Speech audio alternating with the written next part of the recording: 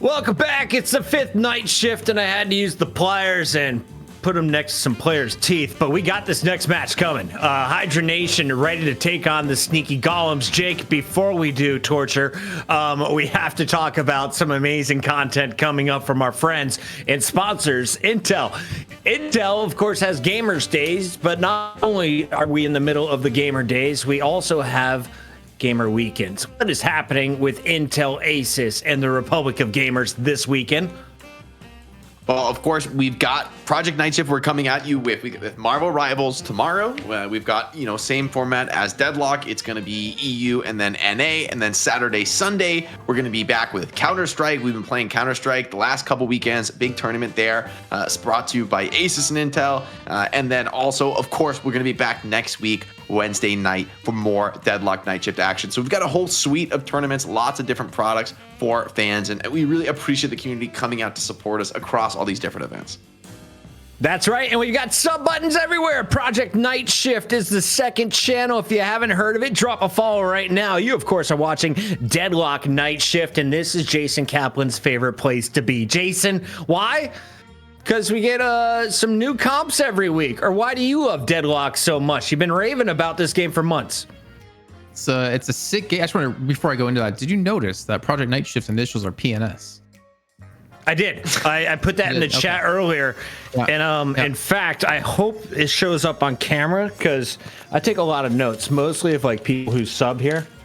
But I was drawing our logo, our potential like logo. A detective, Seriously, he's like, yeah. Can you see that? Can you see that?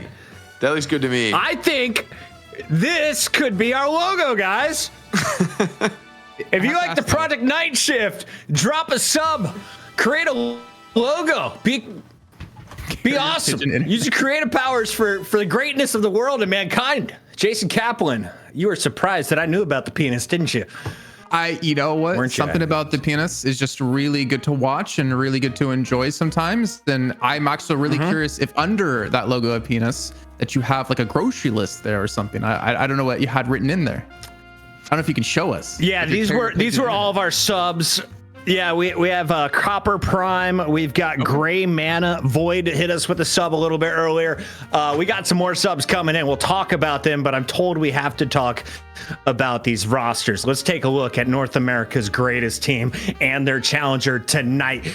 Representing the throne, Hydration, Lef Rokane, AVG, Lomain, and Lord NM. Let's start with you, Kaplan. Favorite player to watch on our team that refuses to lose in North America? Oh, you know what? I feel like everyone out there says Lefa, and I'm a little bit biased towards my pick. I gotta say AVG. I don't know. I feel like he's like one of the most level-headed and like thorough thinking players in Deadlock in North America. He can play basically everything. I love seeing him play individually when it came to melee creeps and the potential he can do to carry games. I like to see how he's melded in with Hydra Nation. I feel like this might be a very perfect team for him considering the overlap of heroes he has compared to everyone else on this roster. He might not get necessarily like the focus on when it comes to star power, but I feel like he definitely can be the unsung hero for the team quite a bit. And Jake, Hydration is the player I've been familiar with since the start of the Overwatch League. He has been the name of this squad. Is he the player to watch, or is it AVG or someone else? You agree with Kaplan, or who do you like on this team? I mean, Hydration's great for the sheer hero versatility. The guy plays, seems like pretty much the entire Deadlock roster, and I think that allows Hydration to often have a draft advantage. I've been a big fan, though, recently of watching Lomain. I think he's the most recent addition to this Hydra Nation roster, and he's looked really solid on a lot of these heavy playmakers that tend to be kind of hard to slot into a team, right? In terms of getting a catch, getting an initiation, whether it's with a Bebop or a Paradox, something of that nature, and starting that fight off. And the team has really gelled around him nicely, and it's made them look pretty devastating. I will say, though, as much as everyone talks about Lava, I think this guy probably mechanically is the best player in North America right now. Just raw aim, raw skill mechanics. He just always puts on a show, and so whatever he's on, I think he's probably gonna have a pop-off game. Jake, just keep your eyes in the corner.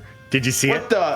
Did you see it? I'm scrolling up in the chat right now to get to the top. Hello? Ladies and gentlemen, we have a cat suit inbound. We are about to drop a Moen Krill at 600 subs, and we are now at 596 thanks to Tetsio, dropping off 43 subs here on Deadlock Night Shift. I have to think it's due to my logo drawing skills that really had a big payoff in the chat right there. Maybe they're excited for some cosplay from Jake and Jason Kaplan and our friend ZP, who could cosplay as Abrams at 750 subs. This is a wild day, Kaplan. I'm loving what we're seeing here. Thank you, Tet. Yeah, I feel like, you know what? I'm gonna have to take over in this one, Puck. I feel like you didn't really do justice to him, so I'm just really quick here. A big shout out to Tetsio with the 43 subs coming through. That's ridiculous, man. 43. I don't know why the number is totally random, but I love it. It's an odd number. But the community, and if we can get 400 more, we can see Jake with some cat ears. Guys, stop subbing and some latex cat outfit.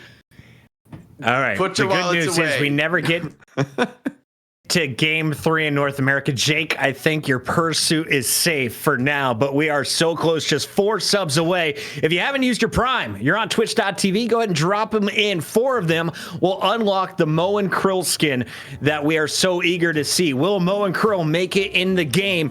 It was in, I believe, 3 of the 4 that we just witnessed from EU. It's time to jump in. Hydra Nation, sneaky golems. The Golems are going first with the first ban here, Kaplan. We always give the challengers a little bit of a step up against the returning champion. Why is that? And has it ever worked out? I believe they choose what they want. I believe they choose if they want first pick or second pick. So I think they chose first picks. They definitely have a high priority of what they want to lock in initially. But I feel like it's impossible to ban out Hydration. And to quickly hop back to your point, Jake, of hydration here. This man was playing Kelvin last week. I mean, he's played Dynamo in the past. He's played basically every hero in the game, every role in the game. And I want to ask you, in your experience with him in Overwatch, was he kind of always like a selfless like player, like to just play to win? I mean, I'm curious to see how it breaks down. Like, I feel like hydration in particular, like he can play the carry role. Like, it's not that he's only a selfless player. I guess like sometimes you play the warden and have a huge game and take over. I think more recently, after this last roster change, he has been playing more of a bruiser initiator role. I'm not super surprised to see Mo go first. Actually, I think Mo has gotten just higher and higher prio with the ability it gives you to play for pickoffs and that lead to objectives in the mid game. I feel like that long lockdown with, you know, teammates who are absolutely ready for it in the comms is just insanely potent and really challenging to play around. Challenge to production, if we could showcase the new Mo and Krill skin, because we just got to the 600 sub challenge. The skin has unlocked for the community. Tet came in, dropped off another 4. We had a 5 gifted right for that in the individual prime here from N7 Nero Hall. Thank you all, Cold Hot Cocoa, Tetsio, and everyone else dropping off the gifted tonight. Over 600 subs, our first ever custom skin in the game for the community, and the subs continue to roll in. A phenomenal evening, and Jason Kaplan could not be more excited at 3:30 a.m. in Germany. Well, I'm in Italy, which you know what? I kind of wish I was back in Germany because I'm not digging Italy, to be honest. The pizza's great, but that's pretty much it. Especially in a home that has no AC, which is great when it's over 100 degrees outside. But let's go North America, baby! Air conditioning. We want to have the best Deadlock. Yeah, we put shit in our food. I got one right here. It's portable. It's crazy. We got all the side in America. You can come back, Kaplan. You know what? With what's happening recently, I'll stay here in Europe. I'll take the 100-degree weather. Move. But we do see Viscus being picked up, and for Hydration, that is Hydration's bread and butter as a Viscus. But low main also can play it. I think if we talk about buff enjoyers having the flexibility across the board with all their hero pools, Hydration is the NA equivalent. And we don't really know who's going to go where necessarily, because Hydration can play Abrams, but so can AVG. But AVG can play Yamato, Leffa can play Yamato. Like they can play everything. That's what's so cool about this roster. Not the biggest fan of the Geist pick here. Yeah, Geist has been kind of crap lately compared to everything coming out. Yeah. Why is that? Taking the Yamato. I mean, I think some Geist is just playing around nerfs. I think the ultimate is like a little bit too easy to play around, right? Like she wants to be really low when she casts it, which means, okay, if you just hit her with a stun or a silence when she's low, then okay, she's not going to press it. She's going to be dead. That said, Geist can also kind of come out really strong from the lanes and just be unstoppable, right? Can just not even really rely on the ultimate. So there is a vision here, but I do think the Yamato is a stronger frontline initiator, a hero that can just walk in fearlessly. But Bebop Mo is a terrifying combo, right? You hook people into a combo, they're dead, like period. Like, pretty much nobody's surviving that. With Geist, for me, it's they nerfed like the amount of health she has to use abilities, and it's so hard to keep Berserker stacked up on her. Oh my gosh, Spell Slinger Headshot or Spell. Oh my god, I can't say the name. You know what I'm talking about? It was always the Spell Slinger item for her. Yeah, there we go. It was so strong for her because you could keep it max stacked all the time. So they nerfed like her regen, make it really hard to sustain yourself to be able to come online as like a gun Geist, which we've seen a lot in the past. So it's, yeah, I don't know. I would like to see her come back, but I'm also kind of happy to not see her being played every game like she used to. Spell Slinger Headshot. Well, here I am. And Lash goes, I like the Kelvin ban into the Lash pick, though. I think this gives you a really solid counter initiate. But Billy could potentially deal with that Lash. Like, man, if you get Billy ulted by on Lash, you're pretty much just done for, right? If you're not able to pop those movement skills, not able to play your way out of it, the follow-up is going to be devastating. So Lash, while you could have big games on Lash, I feel like you could also be really vulnerable. Mirage is going to be the backline carry of choice, giving a little bit more mobility and kiting. But I'm kind of surprised that we don't see the 7 in this spot here, with it usually being a higher prio for the late game. I guess they're valuing the global presence, and Mirage does do pretty monstrous damage in the backline, just doesn't have that snowballing farm potential that 7 does. Shiv without Kelvin, does it work? We have not seen that on the night shift tonight, Kaplan. Kelvin, I mean, he can, but it's, you get out of the laning phase a little bit easier, though. I think Kelvin could be exactly what they want here, because they're a very heavy dive, get in your face, rush you down kind of composition. It's nothing to go for Holiday, but Kelvin definitely could be something that worked if it was banned. It wasn't banned. Yeah. Yeah. 3 a.m. here. That's what I'm going to chuck that up to. But this team, they don't have like a hard range carry. They want to just zerg you down. Yeah, they're going to play for sort of like many semi-carries in the Yamato and the Shiv and the Billy, kind of all being their own semi-carry. And Sneaky Golem have also gone much more emphasis, I think, on the mid-game team fighting. I think neither of these teams is really playing for like a super heavy late game. They're both kind of gambling on getting that early advantage. And as good as some of the catch and setup is here for Sneaky Golem, I feel like Viscous Cube is going to get so much mileage in this game, saving people from some of these high damage but short duration ultimates like Combo from Mokrill or like the Nox Nostra from Mina, right? If you just cube the person who's getting attacked and they're wasting a bunch of skills on them, even the Lash ulti, I feel like Viscous could have just a massive game here, and it's going to be a key factor throughout. But who are you pulling in? Like there's Viscous, but he can cube if he gets someone else. There's Abrams, Yamato, Billy, like Shiv. There's so many heroes that you like don't want in your face. There's no easy target to pick off. I'm almost hoping for Sneaky Golem they look towards a capacitor pickup here in some sort, because if they're gonna hook someone in and try to combo to kill them instantly, you need to get that threat of the cube gone. That's a good point. I think that's going to be an item that we will likely see, especially for Bebop being played as kind of like the gun bop carry. I think Tesla Bullets is strong on Bebop for farming potential. You can absolutely build a capacitor to deal with Viscous and sort of like mitigate some of his threat there. But that being said, I feel like Hydra Nation really heavy on the brawling. The key for them is going to be able to sustain through these fights. And also, they don't have much of a response to the Lash ult, right? It's kind of just Holiday who has to just like either lasso him out of the ulti, but I feel like Lash could have a potentially pretty big game here. And also these Bebop Mokrill combos with the setups. Mina can knock those down with big damage follow-up. Carrying late game, though, I'm starting to worry, like, Hydra Nation. I think if they're pretty farmed in the late game, I feel like... Hold that thought, Jake! We gotta celebrate after hitting 600 subs on twitch.tv/Deadlock Night Shift. We officially have the Mo and Krill Night Shift skin. Thank you, Ozzy Lion, for putting this one together. It is available in the chat, and I know the guy looks a little bit creepy, but you can trust Low2Dev. He's officially part of the Night Shift staff, and his link is safe. GameBanana.com/mod/619335 for those of you who can't read. Favorite number 619339. How did he know? The Krill is so good with the little Night Shift badge styling. You know, it's incredible. Puckett, we need to get like another sub goal, and then we do another Night Shift skin for a different hero. Ooh, so he even has a fancy portrait here too, if you haven't noticed. This guy, Ozzy Lion. This one was free. Can we pay you to make these? Seriously, we gotta put some cash on this. Get some more Night Shift skins. Get the full suite.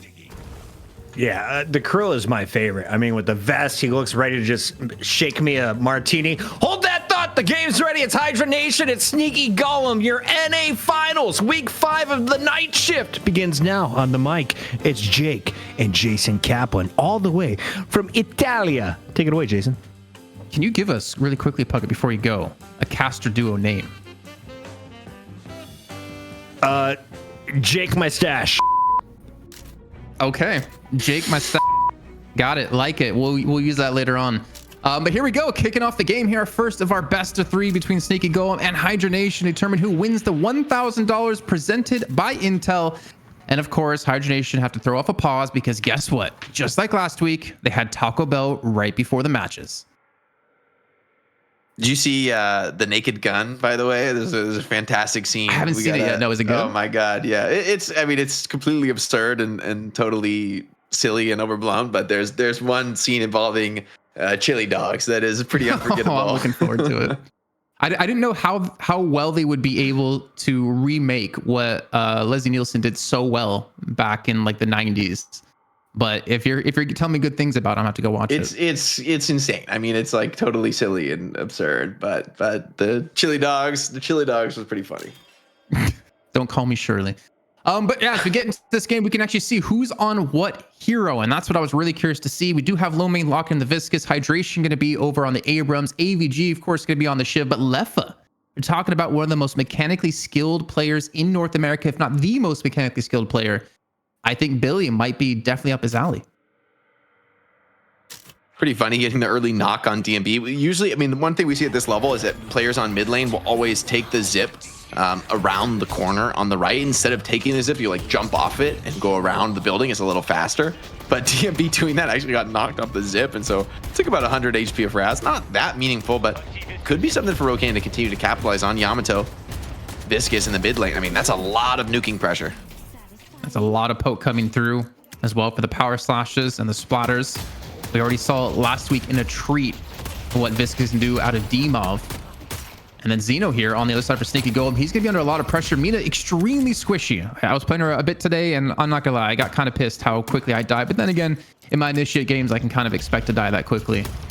And we have DMB over on the Mirage. Now, for me, this is kind of what I expected him to be on, especially when he had his, like, preferred hero as Mo and Krill in our little graphic. But this definitely fits more towards his alley. Yeah, I think it's still good for a player who prioritizes more of these late game carries to also have flexibility in the hero pool, right? You know, the more you're a one-trick pony, the easier you are to draft against and to kind of put in a corner strategically. Speaking of being put in a corner, a lot of heavy lane pressure from Hydra Nation. Looks like they're really shoving minions across every lane, prioritizing getting those under the opponent's tower. And Mo isn't really able to tolerate that. Looks like Bebop plus Mo is, doesn't strike me as the best lane, but once you get the combo online, I think that really will change. I think Mo just looking for a cigar to smoke.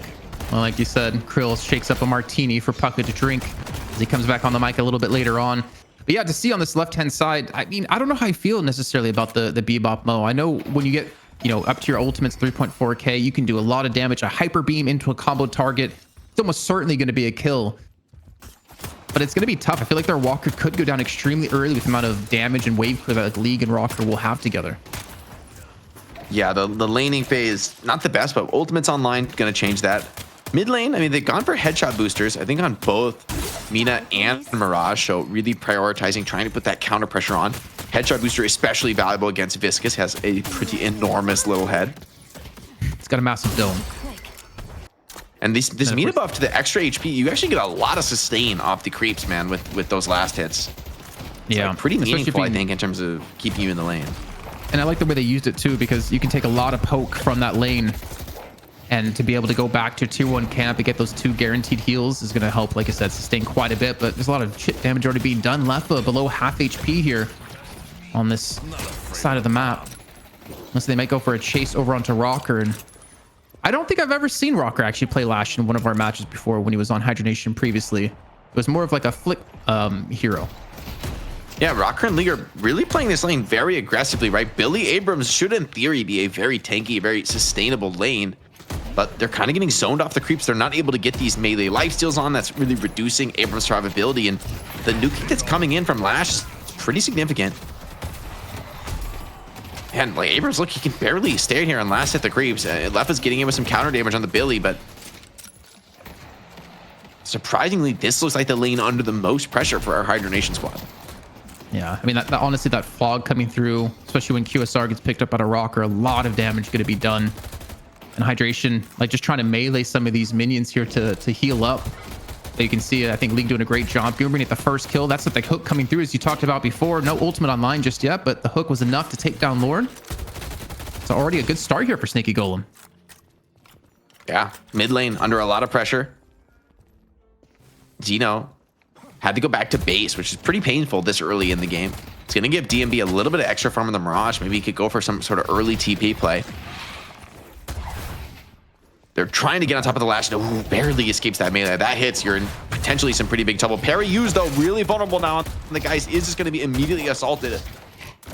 Lash wants the 1v2, but I'm not sure you really do want this. That's a pretty threatening combo. And I mean, the melee lifesteal now up on the Billy. You just can't trade with him. It looks like they've weathered the storm here. Now Leffa pretty online. And that's not a lane you want to fall behind against, right? Where the threat from the ultimates, Billy pulls you in with the ulti. You can't escape. Abrams just finishes you off with pins. This could be real trouble. I think you hit it perfectly. Like surviving the storm that was in their lane. They're a very deadly duo, I'd say. I mean, with the rushing ram into a pretty easy charge, or it should be a relatively easy charge, can easily set up for a kill. As long as you don't get poked that much, as long as you can get that engage you want, then I feel like honestly League and Rock are gonna have a very tough time this lane now after losing out those first kills and the soul lead kind of going towards Hydration side. Getting both buffs at 5 minutes, pretty painful here in the early game, especially like Shiv with life up. He is just gonna be fearless, right? You just can't trade with this guy. Combo comes through, Hyper Beam on top of it, and the immediate charge straight through. AVG almost just burst him down within the killing blow, but it doesn't matter. The knife's gonna be enough, and that's the first kill coming in this fight at least. The Chain Gang comes through as well, and Hydration just steamrolls over Rocker for another kill, and Hydration easily pick up 2 kills for themselves without losing 1. And I think Hydration actually going to be pretty happy to tank the ulti here. Geist has just rushed this Mystic regen, right? So playing on that sustain. We talked about the abilities being a little bit more expensive. Well, if you're healing off every ability, it's not going to be too expensive. And although there's been a lot of kills for this Hydronation squad, the tower has taken huge pressure. Now the dive comes in from Geist, absolutely inting in, looking for this kill onto Leffa. Has to be so careful. Dodges that one bad strike. Some melee procs are coming in. Both teams thinking about the parry here. So crucial in these low numbers trades. But Geist is just getting so much heal. The Mystic regen saving her. The Radiant regen just doing wonders. Every person he hits with an ability gets extra regen over time. And especially when there's 2 melee players, you're realistically with the Essence Bombs having a good chance of connecting onto both of them. Rocker rotates in. He gets 1 kill, but it's going to cost him his own life as Low Main's there to assist. And even Lord NM going to go on the chase onto League. So they eventually do turn those 2 kills back around. But at least it's a 2-for-2 trade at the end of the day. The Guardian's still alive. Yeah, releases a bit of pressure on the other lanes, though. I think that in the end, that's a nice play from the Sneaky Golem players, right? They created opportunities on other lanes for a little bit of a numbers advantage. Shiv's gotten so much value off this life buff, right? Getting a ton of regen off that max HP regen. Oh my god, like that's 200 healing right now from the life drain, not to mention the Radiant regen. So much extra healing that you can do with this one. K-Dash is well picked up, so really going for these like 1600, 3200 items right off the bat. Really focused on the sustain, but we're kind of curious to see where Geist is going to go with this one. Or at least I'm curious what kind of build we're going to see, because it's been a fairly long time since we've seen Geist be a staple here in DLNS. I feel like he might convert into pretty gun heavy from here, and the Radiant region just gives you a lot of value. Big bebop laser from long range. ABG is going to be super close. Is he going to die from the bloodletting? Seems like not. But the bebop laser over the top, putting a lot of pressure. Meanwhile, DMB is here, wants to finish off this Guardian. It's so low HP. Just a few more shots. The parry on the tower should be enough. He's so incredibly deep. DMB, this is crazy. No, he's so wild on this Mirage, but he's baiting space, making opportunities. The rest of the team follows it up. And it's a nice bait from DMB, actually. Like, pulls that attention. I think Lord and him thought, I can kill this guy, and then just ended up staying a little bit too long. You know, now that I think about it, Jake, this Geist kind of worked out insanely well as a pick, considering how early Sneaky Golem locked her in.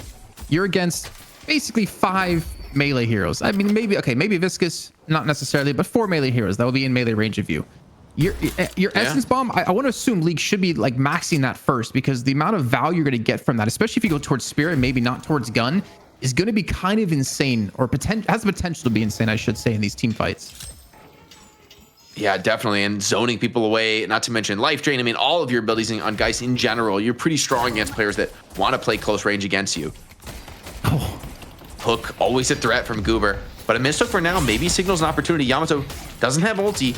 Has to be a little bit cautious, but Shiv does have that execute. Can't quite get to the threshold on Ranger.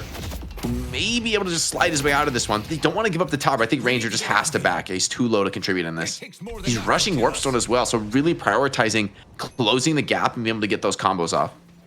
and to me that says that's a lot about mid-game power here for Sneaky Golem to assist into these kills to snowball from there.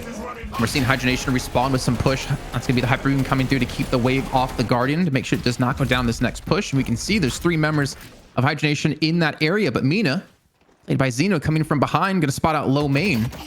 Maybe they get the kill. Oh yeah, that's a dead Google. Nice combo. It's one of the better counters to the Viscous Ball because, yeah, you're pretty tanky with resist, but if you just can't move in the Viscous Ball, it's a lot easier to just hard focus nuke you down. Catch now in the mid lane. Big pin from Abrams. Lasso as well. Follow up on DMB. Surely there's no way out of this one for him. And that should as well be the mid Guardian going down. Mokril rotating over. There's a thought to contest, but yeah, they're just going to be here too late. Easy tower kill here for Lord and M. I was actually going to see if they're going to try to contest Rokane.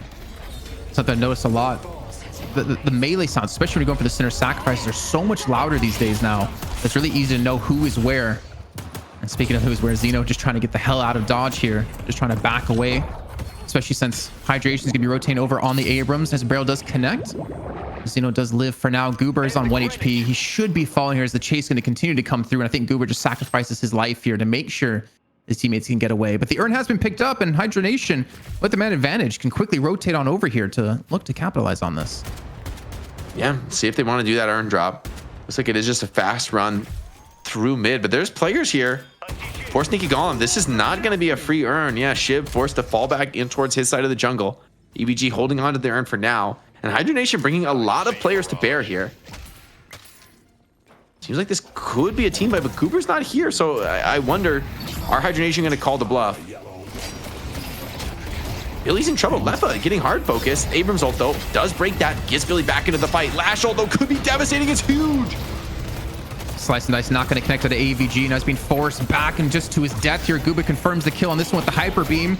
He does have Yamato in his face, and Rokane's looking to win out in this fight, but I don't really know if you can survive this in a 1-on-2 here anymore. The bomb not coming enough to finish it off because it's Rock going to come through. The urn does reset. There also was a kill happening on the left lane Guardian. That in the meantime, Xeno's been pushing this entire time. He's going to get a walker from this. They might not get urn, but they get so many kills on top of this. A massive play and a massive swing here for Sneaky Golems. Almost up 10k now. That's so big. Lowman comes to the fight and they're still not able to win it, and urn as well goes for Sneaky Golem. I mean, this is a pretty enormous lead, over a 10k soul lead off the back of this fight. The fact that Xeno stayed in that lane, I mean, I think really Sneaky Golem just value the fact that they have these side guardians up, and they're going to make it really hard for Hydronation to ever open a flex slot, especially after that fight loss. This is going to be one of the toughest tests that the Hydronation has faced pretty much ever in Deadlock Night Shift, because they're pretty significantly down and they're a long way from a flex slot. I think one of the scariest things about what just took place, besides those kills that came through, was the fact that Xeno gets a solo kill and a walker to himself, up to 15,000 souls. We've seen what he can do in the past in one-man bombshells on Yamato's carrying games, and he's going to be a threat to mess with here as another combo into a kill onto Leffa. Sneaky Golem are setting themselves up so perfectly here for our first map victory in this series. Yeah, kills across the map right now. Hydronation struggling. They do get a counter kill onto Rocker, but is Shiv going to be able to play his way out of this one? I think not, man. Already taking a ton of damage from this bloodletting. Mo is not leaving him any quarter. Nox Nostra's online. There's no reason that Xeno can't continue to push the tempo. And even Abrams, stuck in this fight, can't escape. Is going to maybe get the counter kill on Lee. Lee's so incredibly low, but manages to get away with the Radiant Regeneration and heal. This is painful, Hydration. They're throwing good money after bad here. Bodies are dropping across the field. And I mean, you got to think, man, one more fight like this, mid-boss is going to go. Sneak Golem could be on the verge of winning the game. I mean, I don't want to over-dramatize, but 15k lead at 13 minutes is crazy at this level of play. Yeah, it is insanely crazy, honestly, especially against the best North American team. It's not like a no-name team, right? This is the best North America has to offer, and you're sporting this kind of lead is kind of insane. One thing I'm trying to focus on here and take a look at across the board for Sneaky Golem, though, is How many cultist sacrifice do they have? I know they're currently sitting on 3. Rocker has one, Goober has one, and I think it was Xeno has one. But I was curious if they had more than that, because that's... I'll get back to that in a moment, actually, as we see Ranger getting caught out here by AVG and Hydration. And he will be quickly finished off. This is going to be a huge death slam coming through the cube. Only going to be able to survive onto 1, though. And the chain gang being used by Leffa to pull everyone in. This might be really bad for Sneaky Golem and potentially the opportunity Hydration to get back in this game. Yeah, Hydration looking at the team fight, but now maybe starting to think better of it. Happy to just take that pick and fall back. Sneaky Golem had a lot of players coming into that team fight, and Hydration weren't at full strength here. I think they're wise to fall back. Taking their 1, getting something is nice. However, they're going to pay for it. They lose a lot of map control, and that's going to mean some Sinner sacks going right back towards Sneaky Golem, continuing to expand that lead for them. And losing that Sidewalker this early into the game is pretty wild. It means the lane pressure is going to be really rough here for Hydronation. It's going to be hard for them to even be on that side of the map, especially when earn drop-offs start to come towards the other side. So I mentioned the cultist sacrifice because we had AVG over on the graveyard shift back in, I think it was week 1. Yeah, in the very first week. If you guys don't know what that is, actually a little bit of a show we do after the show, which you guys can be privy to watch and ask questions live.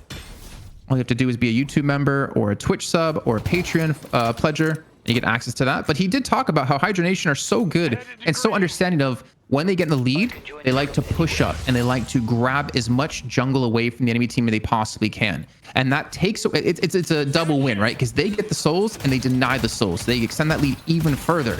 And with these cultists that Sneaky Golem had picked up, I wonder if that's something they have in their mind. Obviously, a very good item with the stats he gives you. The fact you can walk up, take tier 3 camps, take everything away from Hydronation and continue to build up a lead against them makes you that much stronger and then that much weaker. Yeah, and the Mirage pick from DMB is going to continue to pay dividends. Look at Hydronation. They're so grouped around this right side. They're really trying to prevent any incursion into this side of the jungle. But, I mean, Sneaky Golem are still getting more than half of the jungle on the map. DMB is very efficiently farming completely on the opposite side from his teammates, able to clear a lot of jungle over here. And if a fight breaks out, he's just going to global teleport right back over. Maybe an attempt to punish Lord on him, coming with the Shiv on the side lane, but DMB is cautious. He knows that there's a couple heroes missing. He's not going to overforce this. Just defending Walker, clearing easy jungle. And I mean, this is, you know, just gratuitous farming here from Sneaky Golem. There's not much farm to take on the side of Hydronation. There's going to be all these players on Sneaky Golem looking to get a couple of those key item timings, kind of set themselves up with their next core item before they look towards a decisive fight around the mid boss. I see Mirage. Maybe a catch on a DMB here. Oh, he's so Nice safe. little There's use no, of he still has waiting. Tornado, right? There's no way you're killing him. So He brought one thing a I do lot of worry though, numbers. Jake, when we look at how this match could play out, is that I don't know if Sneaky Golem have been a team long enough and have been tested well enough to have a lead like this against the best North American team and continue to build on that lead and not allow their opponents to get back into it. AVG talked about once you get ahead, it's about just not making mistakes and you will win games. And we need to see Sneaky Golem still play perfect even with the 14k solely that they currently have. Yeah, and it looks like Urn's being taken, and rather than contesting, I actually like this call a lot. It seems like they're just going to go for the Walker trade. Shiv is trying to int down the Guardian, but Bebop is there to challenge him, so Shiv might just be feeding into this. So hold on, though. League dies elsewhere on the map. Yamato managed to get that burst off. Yamato as well, starting this fight off really nicely. Has tanked a lot of skills, still has the ulti. Sneaky Golem lost a couple players. Talk about making mistakes, man. Hydronation capitalizing big time off this. Well, they get one. AVG goes down. The Nox Nostra on top of this, but the quick retreat out of Lord M is going to save him for just a moment of time as the ground strike comes through and locks him in. So it's going to be a 2-for-2 trade. But again, when you're the team from behind who's down 14k, they're only down 7 now with the comeback mechanics that are in the game.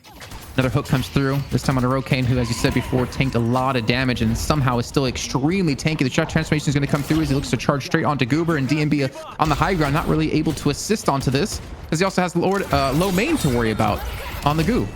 Man. Ulti's used now. Big lash hold over the top. Finds Yamato. Do they have the follow-up? Yamato low on skills. That big hit from Mina's umbrella did big damage there. Hydration going up for the ult, looking to grab a catch here. Couldn't quite land it onto the high ground though. And now Hydration in trouble. Combo down. The focus fire is brutal here from Mina. I mean, Xeno 25k, 7 kill streak, and Nox Nostra just off cooldown. Wouldn't be surprised to see him pop this and clear the boss fast. Maybe they just don't need to rush it.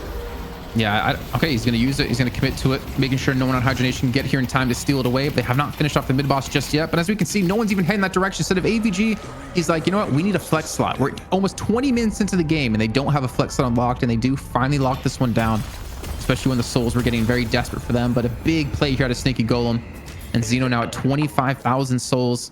I mean, he's a good 5 to 6K ahead of most players on Hydra Nation's side. That if he plays this, pretty damn well, I don't really know how they lock him down, especially if he can keep his distance. But then again, Hydra Nation do have that team who wants to run straight at you. I would almost want to see like a healing tempo picked up for them at some point, but I don't know who you would throw it on here in this situation to just help with the extra speed to chase down your targets. I don't know if there's a healing tempo buy. You could always go with something like the heroic aura, the gun item that gives movement speed aura is nice. Or not, as an active could be good. I mean, though, I think is probably at this point in the game with her soul lead is probably about to just go full greed, maybe boundless. It's going to be extra stam. Okay, interesting. So continuing to prio just mobility, maybe just against this comp, right? Against the threat of being pulled in by Billy, locked down by Lord and them. You just want to be able to stay mobile, stay out of reach of these heavy melee hitters. Saying no to free money. Yeah, I don't hate it actually. But he does have Tank Buster too, so I mean, he's going to be able to kind of get through these heroes eventually. An interesting choice here for our Sneaky Golem to prio pressuring mid here. I think this will be a little surprising for Hydra Nation. I don't know if they're going to be ready for this, as they're posturing most heavily on the right side. They're going to trade for this one. I mean, look at that. I don't know if you're going to get the Walker, though. You are bringing a lot of players for Hydra Nation to attack, but that's being defended for the moment by DMB. Yeah, your Walker's only half dead. Like, they're going to get base Guardians if you get Walker here. I'm not sure that trade is worth it, and Bebop's even coming over to look for more trades. I mean, he's going to be 1v4 here, but I think he's just trying to keep them from retreating away, maybe looking for some knocks off the zip line. So he lets them all go for now. And I mean, the way that Sneaky Golem set up for that Walker too, they had Goober by the Veil, they had a Ranger off to the side to just swarm over anyone that was defending and completely shut them down for some kills. But unfortunately for them, as we can see on the minimap, Hydra Nation were looking to barrel down on that right lane Walker and take that one as they get themselves another flex that unlocked. So they went from 0 to 2 in a matter of pretty much exactly 2 minutes of time. So I think getting those mid base Guardians 20 minutes in is so nice, right? Having that fast speed zip in mid lane makes it so much stronger to like get to mid bosses, to contest them, to show up to the fights a lot more easily. Those base Guardians are deceptively worth a lot. Attempted catch here on the side. Xeno caught. This is a very high net worth player being focused down, instantly being assassinated. Do they have the counter follow up? It seems like they will. I mean, just full surrounded. Xeno played his way out with the bats, though, still has a bit of HP left. And they're not able to catch him. If they can't finish this kill, they're going to lose another set of base Guardians for sure. At this point, getting a Walker is the best they can hope for. That stat mastery, Jake, paying dividends for them. Or for Xeno in particular, able to escape them with 31,000 souls. The base Guardians will go down yet again. They're going to go for the shrines too, on top of this. I mean, Hydra Nation, you get another Walker, but that's not really going to be the best of trades. I don't think you can trade like this against Sneaky Golem. They're too far ahead here. And they're even continuing to fight this defense. Rokane seems like he might be caught super low HP on this. Yamato does get finished off. So you're winning fights in multiple places and slamming. Oh, almost out of the fountain.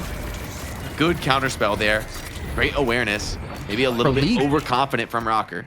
And League was keeping him there. League is still fighting. League gets a kill 1v2. It was a 2-on-3 over on that lane? Maybe a 2-on-4 because Rokane went down. And they're going to get a combo kill. They might just be able to finish the game right here. Hydra Nation have no one left in the base to defend against this. It's just going to be one player's going to be AVG. But what the hell is a Shiv going to do? It's Sneaky Golem. I think they're going to do it here, Jake. They're going to take the first map of the series with the base trade coming through. They can just lock this down in the last few seconds. That's Loman coming in from the side on the Goo Man, trying to do something about this, but the Patron will fall, and Sneaky Golems are being sneaky indeed. Get themselves the first map in the series. Man, Hydra Nation have never, in my memory, looked that desperate in a game, right? Going for a lot of these really unfortunate trades. But we talk about not making mistakes. I'm really impressed with the way Sneaky Golem split their resources, right? Having 1 or 2 players continue to slow things down, play the defense, look for trades, while the rest of the team pushes objectives. That's like one of the most challenging things to do as a competitive team, right? To split your players, use resources across the map wisely, and they did it masterfully. That's a great sign for Sneaky Golem. Not to mention, being up 1-0 in the series speaks for itself. Jason, I'm sweating in the air conditioning here in America. It's getting spicy in our grand final. What a way to start things. A team that has gone undefeated, dominant since I've arrived here at the night shift. Hydra Nation now against the ropes. And Jake, Everyone's talking about Xeno. They're talking about Mina. What had a bigger impact, the player or the character? I mean, you got to give it to Xeno for executing really well against a team like Hydronation with all these pickup heroes with Billy ult as well. Like, you might have farm on Mina, but if you just get caught and CC chained, like, you're going to die. So the fact that, you know, he has that early play to not come to the fight, take an early walker with his ultimate, I think was really wise, put them in a huge macro advantage in the mid game, and then continuing to snowball that further and further into the game. Also, we didn't see this on original cast, but yeah, had some nice double kills in the mid lane to even be in that position. So I think Xeno we were questioning, oh, is this guy a Yamato one trick? Is that all he can play? And now it shows clearly the Mina is in his wheelhouse. Xeno was a player highlighted on the score sheet coming into tonight. Kaplan, he definitely popped off. We saw Lady Geist put to work by League. Rocker and Friends looking good early. I thought they were going to lose that massive lead and allowed Hydronation to come back in this game. How'd they close it? How'd they close it down? How'd they shut the door? I mean, I think it was a little bit of taking advantage of Hydronation making a mistake with the base trade that happened. I feel like if you just backed away, like, what is that Walker going to give you in the left-hand lane? Just a little bit of extra souls, and they take your base, they took your shrines, they took your stage 1 patron, then they took the game off of that. I think it was just a mistake of macro by Hydronation, which is so weird to say because not often are we ever able to say that about this team who always seems to play extremely cleanly. But if we're talking about like individual players, you know, Xeno on Mina, honestly, if I were to pick a player of the match of just this specific match, I got to give it to League, man. He made Geist look good. He did such a great job of bouncing back in the lane after they got punished so early on by Hydration and Lefa together. And also the stall he pulled off in that left-hand lane to prevent Hydronation from getting back to base to defend this, I think deserves some credit. Shout out to my man tuning in from Egypt. We got Morgan Cast tuning in to Deadlock. He was hyping this up, saying how excited he is for Deadlock to take over the world. Well, every single week we showcase the best in EU and NA. Let's see when the rest of the world is ready to step up. We got Z-Wampy hitting us with a Prime sub. And a reminder, if we get to 1,000 subs before Hydronation mounts the comeback and steals the crown in week 5, Jake is dressing up as a Catwoman.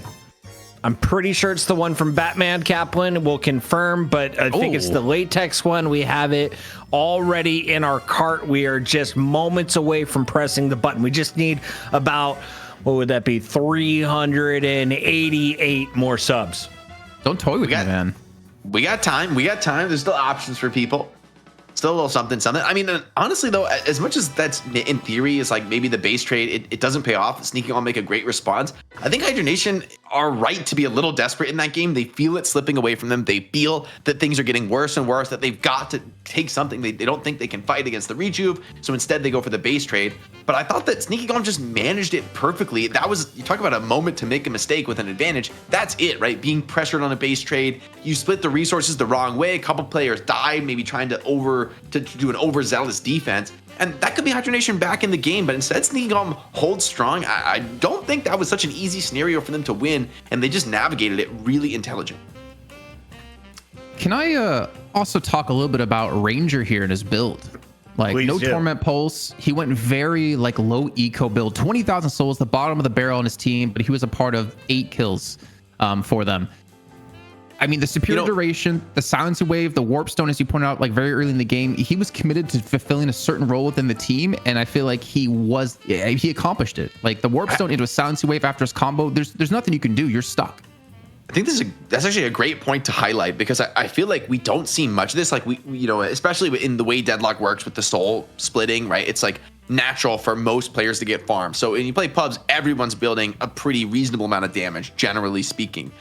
But I think at this level of play, there's room for people to play these super low eco builds. And I actually see the vision of Mokuro, like, yeah, he's going to do basically no damage, but he's going to be very early in the game, locking people down for a ridiculous amount of time. And like we said previously, other players are doing the damage. He doesn't need to in this game, not even a little bit. And so he's just doing all the lockdown. He's wave clearing. He doesn't really need any damage to do his job. So he doesn't build any. I think that's a great call out, Jason, and one that maybe we'll see more Mo's follow this lead and play for that just high utility style.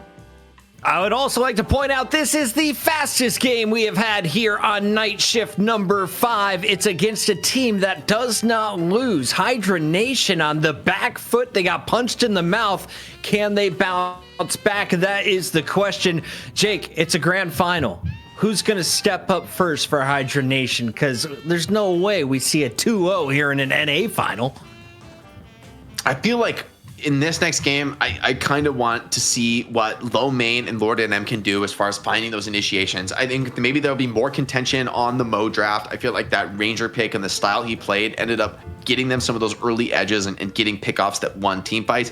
I also think maybe there's a chance Mina starts going a little bit higher prio. This is 2 games in a row where Mina has been taken, I think, 12th or rather last pick for the team that took her, and she's having a pretty impactful, significant game. And so I wonder if there'll be a little bit more prio snatching her up just a bit earlier in the draft.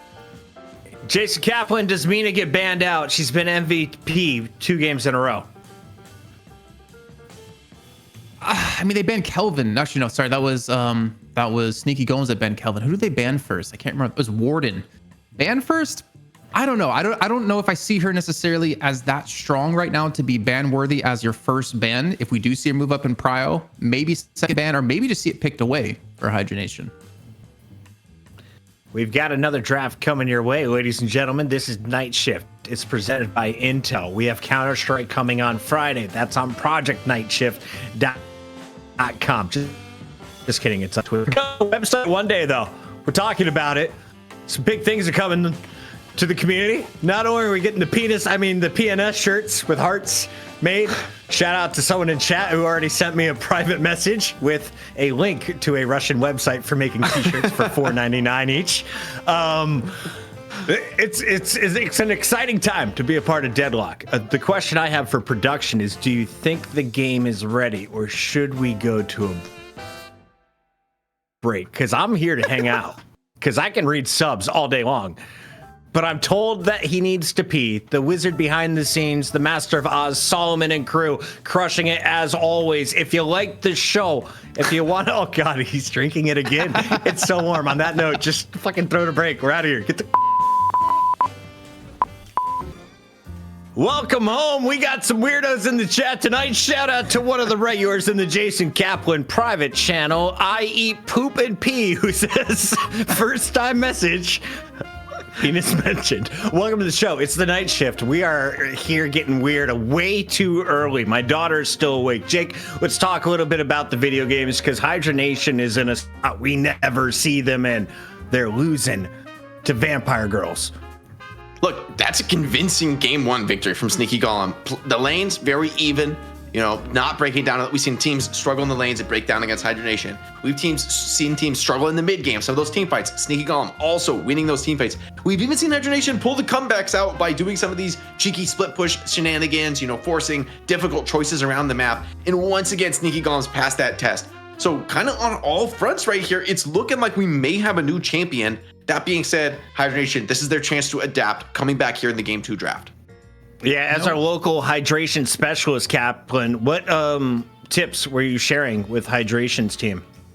Well, stop eating Taco Bell before your matches, first of all, obviously. Make sure you have your bottles next to you for some good hydration while you're playing. And then don't pick a completely full melee comp.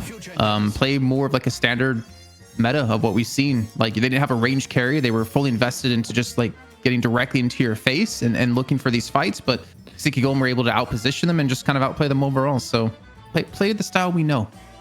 If I could echo a chatter, it says, drink it. You won't. Is that from I Love Pee and Poop or whatever his name is? No, it's not one of your regulars. You're sure? Yeah, this one is actually okay. Well, you know what? If you want me to drink it, let's get 10 more subs then, right? We got to get close to 10 more subs. Outfit. He'll drink it. All right. We'll get. I don't know if that's where guys don't sub for that. Please don't. Let's get into the games here. We got Mo and Krill. We've unlocked the stream. Sorry, we've unlocked the skin. It's available to everyone now. If you haven't seen it, it's pinned at the top of the stream. Viscus is our first player, though, in the game. That'll be locked in by Hydra Nation, making sure Goober can't get his character. Does that mean Goo goes back to the Hollywood later here, Mr. Jake? You know, I'm interested to see that Viscous still goes first for Hydronation here, despite, you know, Mo being banned. Last game, they got Viscous as an opening counter pick to the Mo, which makes it like doubly good since Cube is a pretty strong response to combo.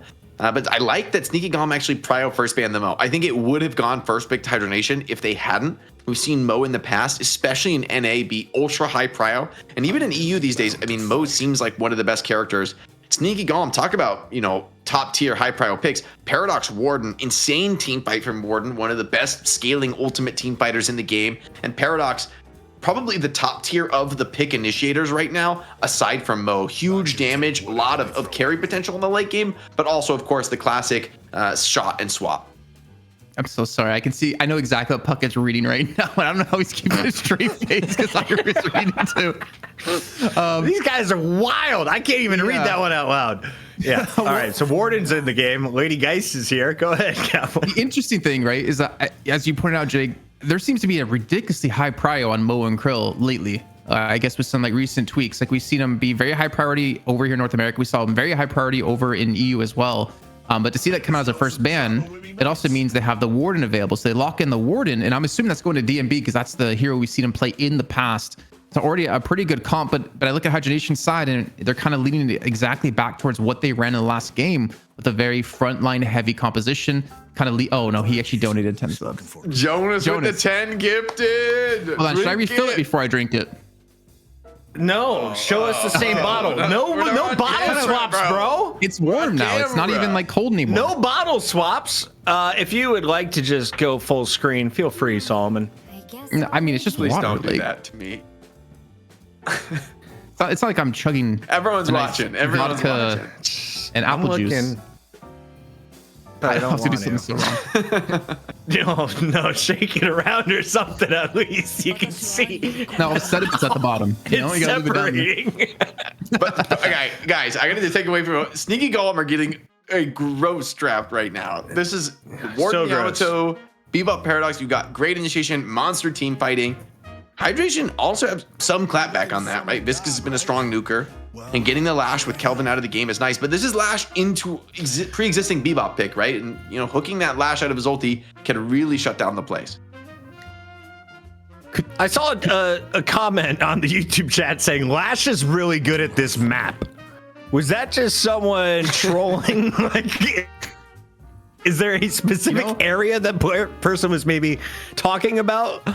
I really want to make some like Every hero is fake good on this accounts, map. Jake, and just like just say the most random stuff in YouTube chat to see if Puckett picks Right. up on it and puts it on the broadcast. It's how I keep the ADHD locked in after dark, ladies and gentlemen. Goober is on the Bebop, apparently, according to Double Tap. We've seen you before. Hayes is a suspect pick for me, honestly. I don't think I've seen Hayes look that good. We've seen like a long time ago some good Hayes games, but I love the GT.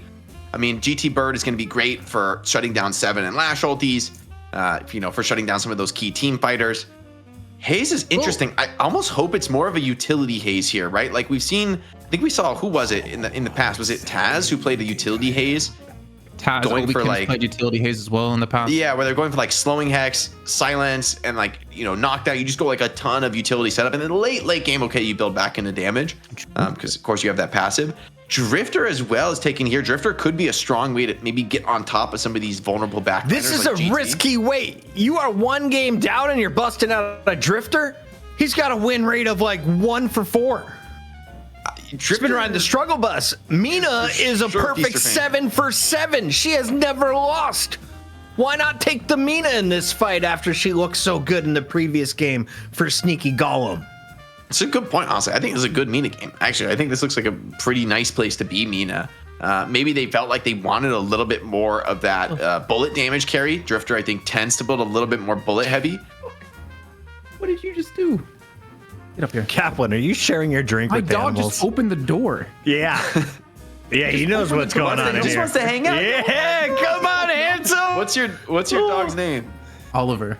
Oliver. Oliver, you're so cute. Do you let Oliver kiss you on the mouth? Be honest. It's just the ear? Yeah, okay. 10 That more was the subs. test. We can get my dog to lick me on the mouth. Oh, God, no. That's legal in Germany, not Italy, bro. Remember where you're at. What's this? What's this? Up here. Look. Up. We're trying like, "I to get just want money you." from strangers. Oh, He wants it. He wants it, man. Okay, let's get off me. Let's go back to the draft because I forgot what was picked. Oh no, we're in the game. It's getting sloppy, ladies and gentlemen. Game 2, Hydra Nation facing their first elimination. Can the Golem steal $1,000 from their bank account? It's time to drop in on the one and only map. Game on. So Jake, I'm looking at this and I'm thinking the Drifter, right? We haven't seen it that often in DLNS, and I don't know how it fits into the composition necessarily. I don't know if I've seen it enough from like my point of view of how it can fit. I know from just today alone where I got really pissed off in a game that it can absolutely destroy a Haze in Layton. But they're not going to be in the matchup against each other. Instead, it's going to be a Geist and a Drifter together up against a Grey Talon and Paradox out of Sneaky Golem. Yeah, I think Drifter, it's interesting. I think the ulti is really potent in team fights. However, in theory, I feel like Drifter should be a bit weaker in a competitive setting where you're more able to play together with your allies. You're less likely to be caught off alone. Even the Drifter ulti, right? It denies information and some spell casting, but if you're just really communicating with your team as these top teams are, you'd think it wouldn't be as effective. That being said, there is still some infinite scaling with Lord NM on Drifter, though. It says that maybe this is going to be more of a utility frontliner build, since that's typically the role he plays for the squad. I will say also for Hydra Nation, there's not really an initiator, like a catch hero for Hydra Nation. So maybe it's like Lord NM with Slowing Hex or Arctic Blast later in the game. I'm actually just wondering are the names correct, because AVG on Lash, that's a Lord NM hero, and I feel like Drifter kind of fits exactly into how AVG likes to play as well. True. So I'm real confused by this one. But hey, if they switch things up again, it goes to the flexibility of the heroes across the board for the team. But yeah, it's gonna be really interesting to see how it works out. I think DMB is gonna be more than happy to deal with the Drifter if he can pop a last stand right in front of him.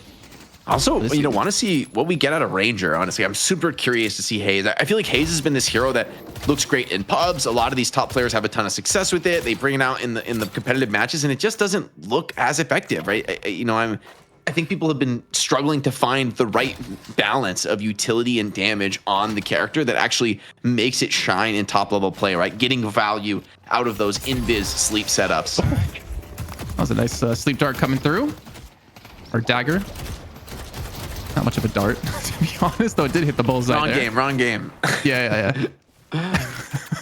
But yeah, I don't know. This is going to be very interesting too, because like League is going to have so much poke, especially if they have the level of effectiveness we see in the Grey Town so far today with the Owls in towards middle. Xeno on the Paradox. This is just wild for me, because we know him to be a very strong Yamato player. So why is Rocker playing the Yamato and Xeno on the Paradox? Like, Xeno was supposed to be one of the best Yamato players in North America. So I think we've also seen Rocker play before. I don't know. We'll see. We'll see if we get an update. Maybe it is possible there's a name swap going on.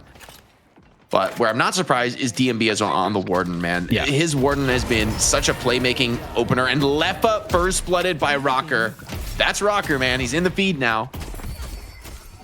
And all right, speaks for itself. Taking down Leffa first. Is this a crumbling from Hydra Nation? Another kill in the lead. This is so early, and the lead is 4K. Hydra Nation is crumbling right now, Jason. Sound the alarms, man.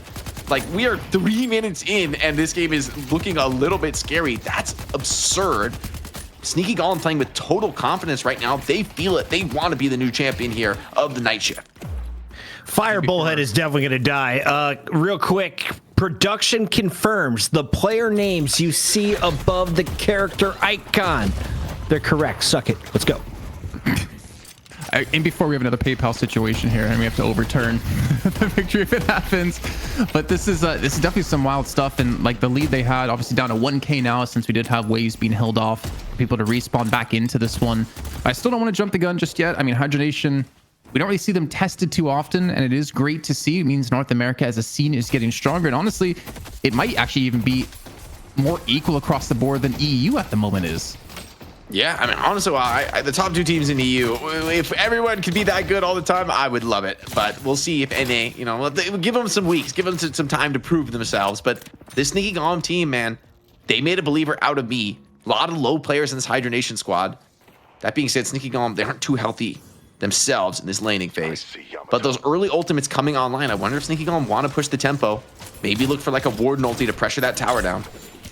Yeah, they should. They have ult across the board except Goober and League at the moment. Power Slash comes through. A lot of melee hits as well. That's going to be the shot transformation used to just to survive and get the reset on cooldowns. Hydration, though, still relatively healthy here at half HP. In the meantime, a right lane. We see dive past the Guardian. That's going to be the first Guardian going down.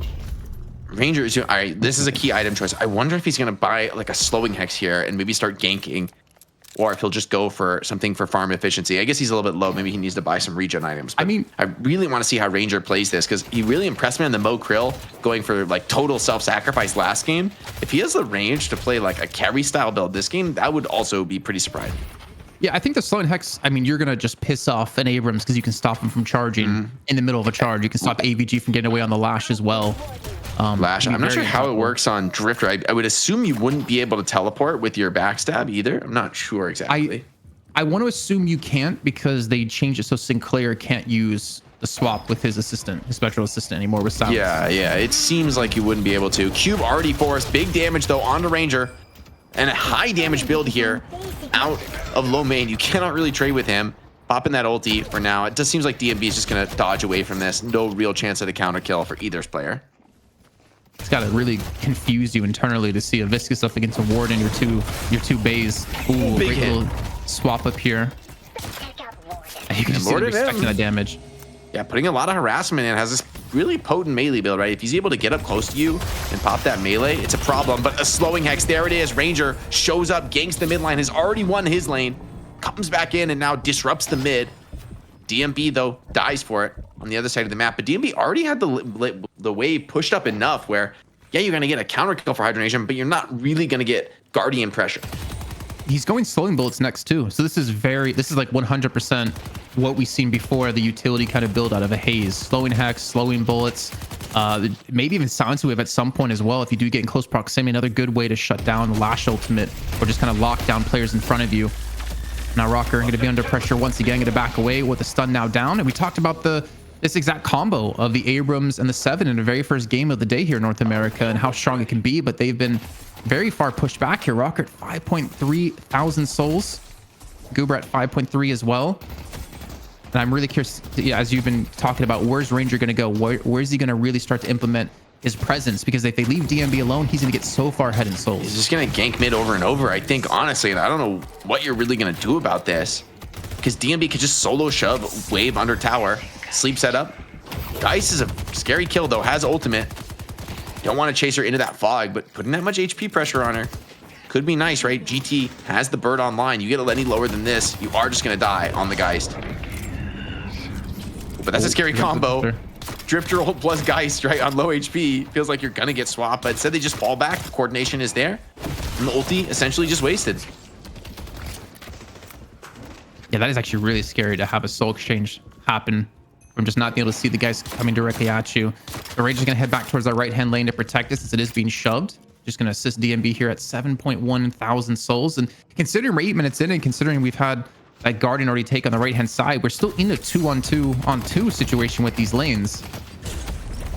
Slim Bolt should be able to be picked up here once he backs away for Ranger. Big nuking though from low main, man. Trading with this Viscous, so difficult with that much nuke. That's like half your HP on Haze. Hope comes in. Abrams in a bit of trouble. 7 rips the ult over the top, though. There's no stun interrupts, but they're just pumping damage. Yamato fearlessly charging forward into this. All the stuns completely blocked by this Yamato ulti. She's built very, very tanky in this early game. A lot of investment into the greens. And the GT Bird not even needed, really, to secure those kills. And Drifter can't dive under the tower. Yeah, he had to cancel it because he was being attacked by Lord and M, just to make sure to not die on this one. I mean, we did talk about, as you said before, these Abrams and the 7 combo being so deadly, but Yamato is such a good counter to it with the shout transformation, making those stuns pretty much useless. A little bit of an evade coming out of AVG, though, to take away the Sinner Sacrifice. And head back to lane. He does have ultimate online. He's going to get the catch. Oh, he gets Slip Dart out of it. And trying to dance away from it is caught potentially here. Is DMB able to find any catches? Low main ulting away as well. 2 ults for 1, though. So a favorable trade for Warden, and the lane pro is really going to shove into this Viscous and Lash, who are struggling to keep that right side pressured, leaving a lot of windows for Ranger to get active and start roaming. And meanwhile, across the board here, look at all 3 Guardians. Sneaky Golem managing the resources really clean in the early game, not giving up any walker pressure. And that's led to a 5k lead for Sneaky Golem here in this potentially decisive game 2.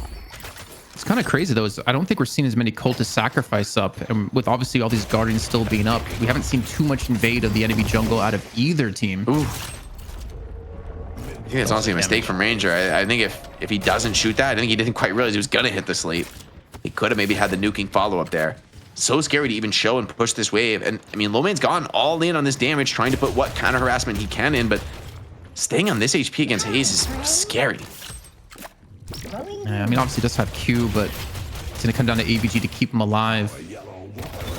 And it looks like actually DMB's going to be one to head off, picks up a center sacrifice. We do see an invade coming out of Hydronation.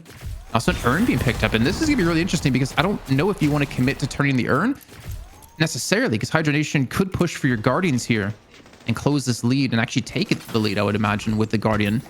They're set up here in the jungle. They might contest Yamato on the urn.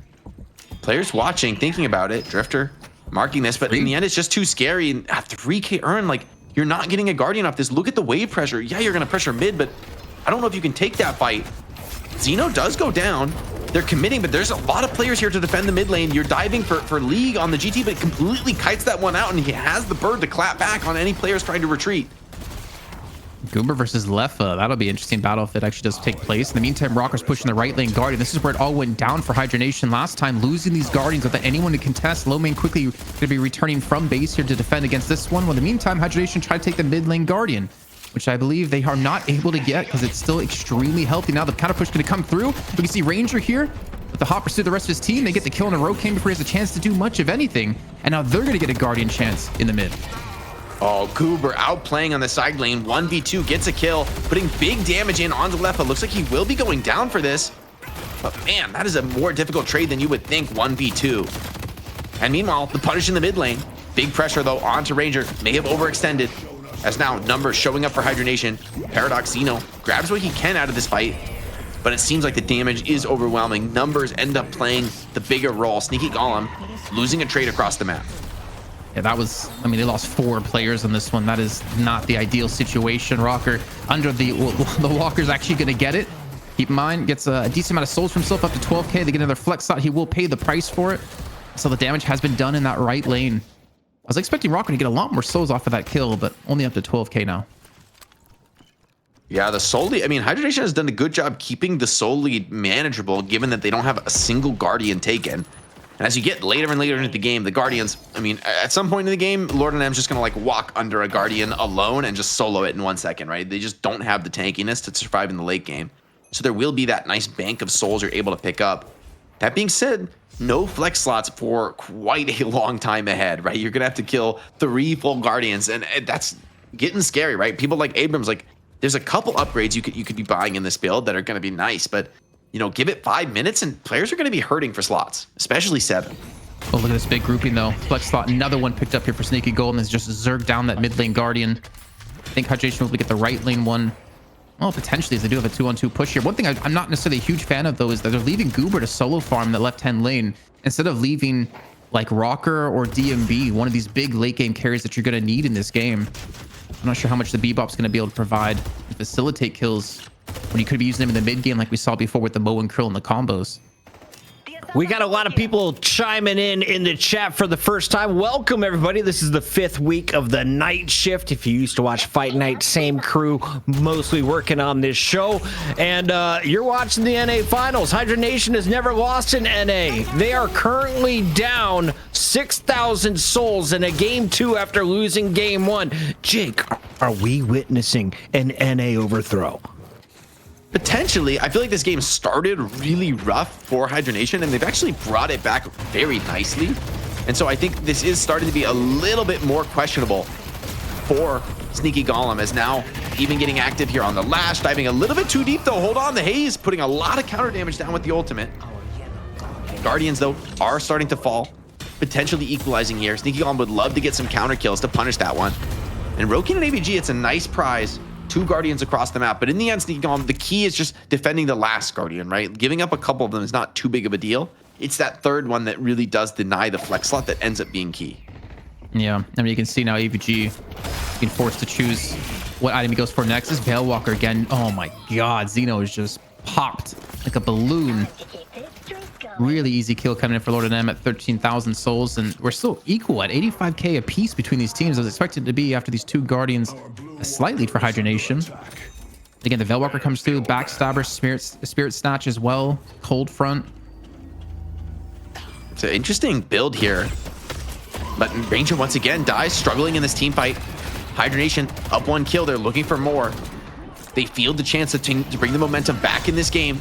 There's a reason they haven't lost in North America. There's a reason they've been so difficult to finish off. But a bird is coming in. It's going to finish off Hydration. You're chasing down onto Rocker, but Yamato can be a potentially challenging kill to finish. Let's see. Does he have the moves? Lash is going to be right on him here. And Bebop forcing the issue on the side lane. Cube seems like it's done enough to save low main. Also ulti 4, so a lot of pressure being put in on the side lane by Sneaky Golem. But in the end, the trade is good for Hydra Nation, and they've re-secured the soul lead. I think they're definitely going to look to focus down this next Guardian too. I mean, the urn is ready to be taken. It's just Ranger to defend. AVG will pick up the urn. Tank Buster, Headshot Booster, QSR, Cultist, all picked up for him. Even the extra stam for the extra dashes here. No Majestic Leap, though, more importantly, which is kind of interesting. I feel like we've seen that as a relatively early pickup for most Lashes, but AVG decided not go for it just yet. Yeah, he's really playing for a lot of damage dealing. Goober, hook in onto 7. 7 doesn't have the ulti. Under huge pressure, the damage is immense, but the Drifter ult's going to make it too difficult to follow up on. Yamato now has to hold the front line. Both teams bringing big numbers. This could be a key fight in the game, potentially deciding the entire match. Drifter already focused down first, but DMB dies at the same moment. Big Bird comes in, takes out Leva, stuns 3. You're still in the hands of low main, though. Just trying to melee. Burger box this one as it gets dropped. Trying to take down Rocker, who's very low in health. No Shadow Transformation just yet, but it's coming up in just a few seconds time if he can survive a little bit longer. League comes in for another kill. Xeno's just trying to keep Hydra Nation at arm's length.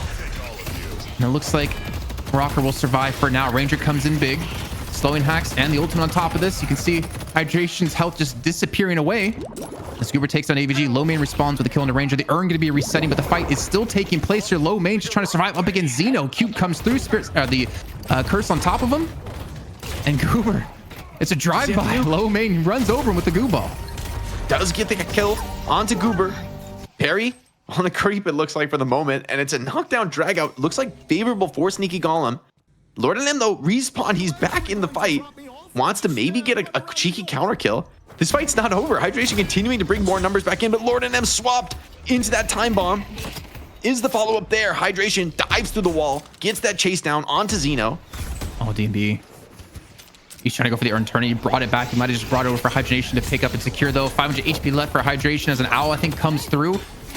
DB gets a Lord and M. That should be the urn turned in as well. Ranger gets a kill on Hydration. And the shot transformation comes through out of Rocker. This urn fight is never ending, but Leffa does pick it up in his own hands, finally dunks it in, and the fight's going to continue to push through on a Sneaky Golem's side. It's still a 3-for-2 trade in favor of Sneaky Golems, at least at the moment.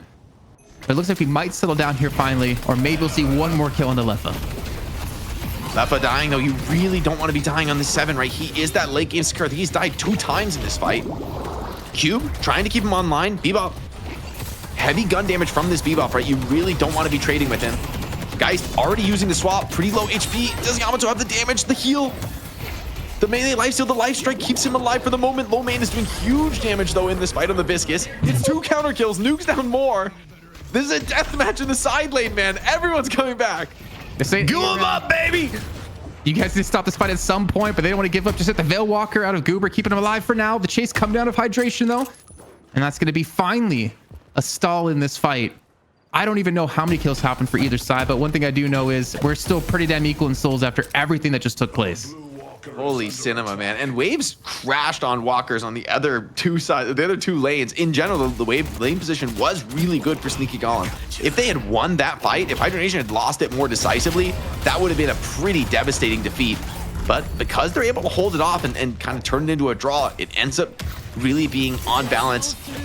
Kind of a trade, whereas Lash now, Slowing Hex, surely is caught, surely dead, juking away as he can with the stamina, but in the end, Ranger just sticking on him.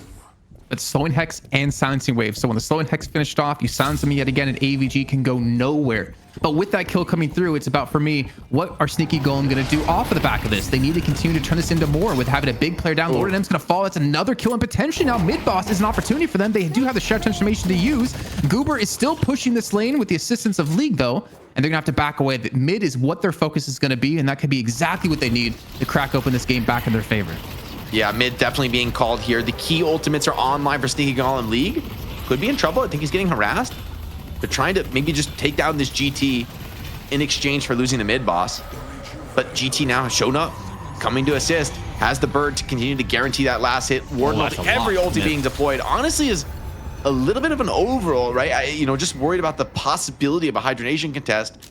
Sneaky Golem, I don't think they can really fight for maybe a minute or two now without their ultimates. This is but big. If you can snatch it, Goober. One chance of the hook. Okay, he's not going to get the hook. Oh, he's just going to get the hook from around the corner, from downtown. Low main trouble to shoot the bomb. They're actually going to escape with this. I was almost sure they were going to be able to pick that one back up for themselves. But the problem is, if you're Hydronation, you can't really back away from this position. You're going to lose the Walker. This is not what they want to have happen right now. I don't think there's anything they can do about it. Stay or not, you're going to lose that Walker, and they know it, man. Goober's just going to put way too much gun damage on it. They're gonna lose both Walkers. Yeah, and holding this urn feels terrible right now because I don't even know if you're gonna be able to get the turn in with Walkers down like this. Seven committing, drops the ulti, but knockdown already on top of him. Counterspelled. No chance to do much about that. Lee's gonna respawn back in with the rejuve. No last stand up. Ooh, AVG just gonna ground strike back away. They're gonna focus on a low main now. Lefa will go down, and Sneaky Golem are gonna take this rejuve and push it into the base of Hydronation. Another 2 kills comes through. Hydration is able to return onto 1 with League, who obviously used the credit earlier on from the rejuve. And actually, Sneaky Golem looking to back off for now. They should just push straight into this one. There's not really much to worry about. It's AVG with no ultimate. Brokane's still going to have his soul exchange. But this is going to be the final flex slot unlocked. Not to mention, they still have Urn they can pick up and turn in. And the wave position is so strong. All 3 waves crashing right now. Sneaky Golem in fantastic position to close out. Goober and Xeno need to grab quick heals, though. I'm not sure they're really ready to fight just yet. There's a lot of jungle to clear as well. I think this is a wise discipline here from Sneaky Golem. I don't think you really had time to, maybe you get one shrine, but like you very likely lose a team fight for it. Instead, cowards. Winning the MOBA game, Puggy. This is MOBA lifestyle. You've got to get further and further ahead. That's the mark of the best teams. They don't play to close the game. They play to get further and further ahead, to block out all. This is really respect to Hydronation. You got to block out any chance for them to make a comeback. And we know with Hydronation, if they smell a drop of blood in the water, they're going to swarm over you like a shark and close this game back in their own favor. They're going to be pulled away from the turn-in, though. Like that from Ranger. Look at Uber. He's not here. He needs to like rotate to help out. He's teleporting over right now. He's in the TP. He's going to come out of that. And DMB getting pretty big value with the ultimate. Look at the HP on Hydronation, already kind of low. Rocker has used one, but it seems like Yamato should be the first casualty, but she's playing her way out of this for now. And Hayes is coming in with the ulti. This is going to be devastating. Damn, there's no one left to take. All the scraps of meat are all that's left here of the Hydronation squad. No head's going to be regrown right now. It's just left an AVG to defend against. Left has been pulled into the entire enemy team. The Sneaky Golems ain't sneaky no more. As now they have the opportunity to push into the base here and get the first stage Patreon. AVG, I mean, he's going to teleport over, maybe go for Urn pickup, but they're not far enough behind for it to be a turn on their side of the map. Yeah, I think this is going to be potentially a patron drop here. I mean, 15 seconds is kind of tight. I'm not sure if maybe you just take a shrine or two. I think Sneaky Golem just don't want to take a fight in the Hydronation base. I think that's kind of the only way you can lose this game here. Ooh. We talk about not making mistakes with the Lash on the board. You got to be cautious. Lash, though, takes a bunch of damage, so you won't be ready to ult at this point. Really deep dive here, Lord NM, but clearly reads the situation well. He's going to start to get out on the map.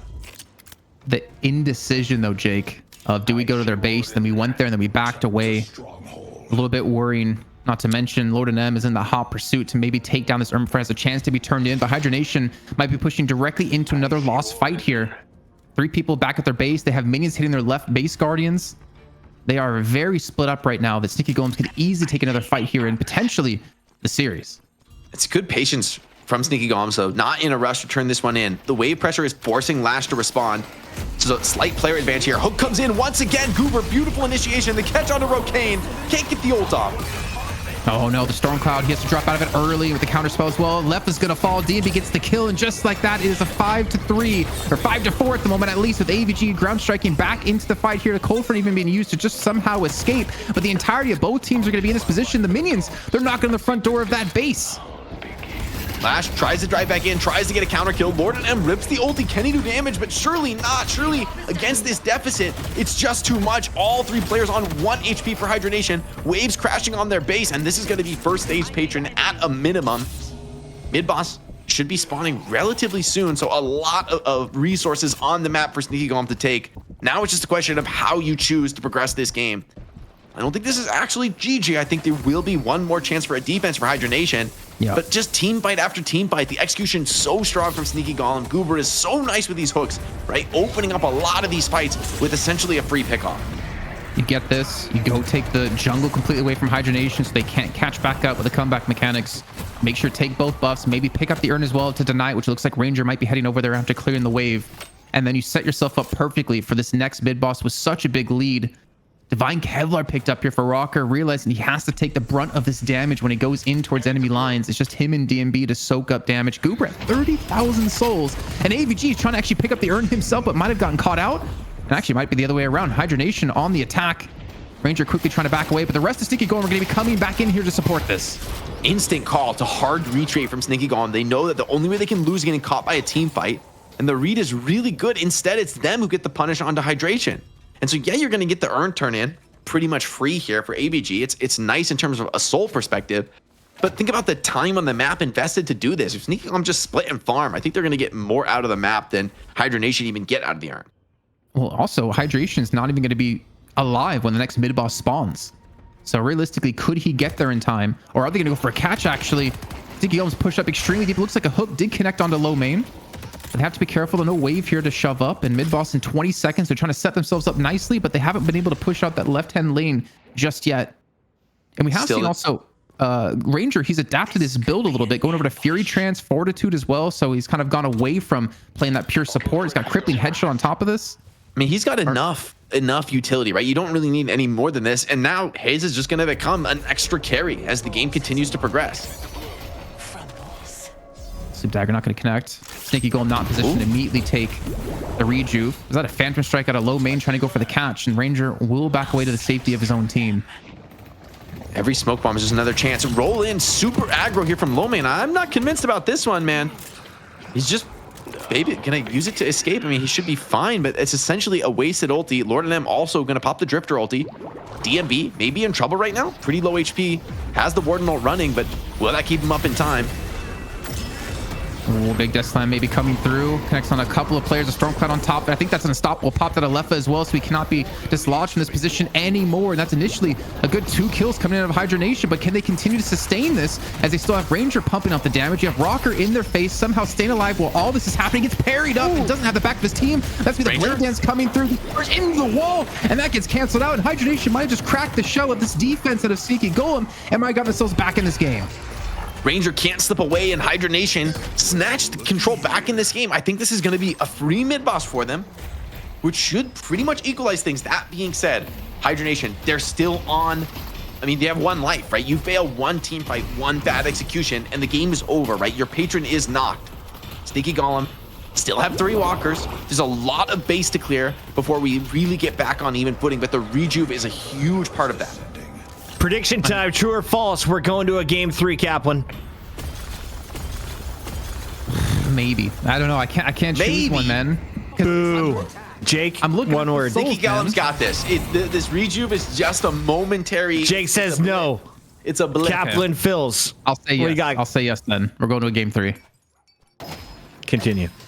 I mean, we're almost even in souls, but we have 3 walkers, 2 sets of base guardians, shrine, and first stage patron yet to take for Hydronation. So if they can have another good fight here, they're going to snowball in this game with such a massive amount of souls increase. But also keep in mind, they're at 181,000 souls right now with only 1 flex slot unlocked. This could be a massive swing because you can see Hydration sitting on almost 6k right now at 5.5. I'm assuming the rest of the members of Hydration sit on some pretty decent souls that they could really unlock some massive power increases for these next fights just based off one walker alone. Yeah, definitely a couple items could definitely be a difference maker. Phantom Strike on Abrams, that's a pretty powerful one, right? That can be a game changer. Same for Spell Slinger on the Geist. So they are getting a couple key items online. Leffa has gone really tanky in his build. I think Yamato, though, is going to be a key player to watch.